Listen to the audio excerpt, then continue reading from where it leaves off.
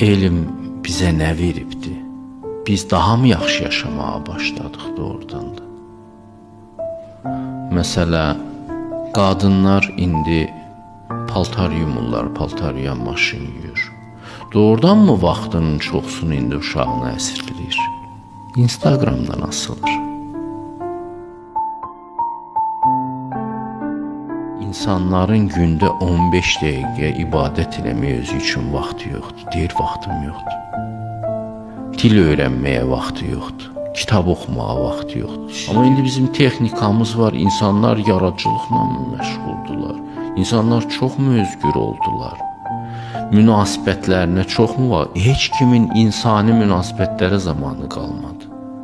Qohumla münasibətə zamanı qalmadı. Qonşularla münasibətə zamanı qalmadı.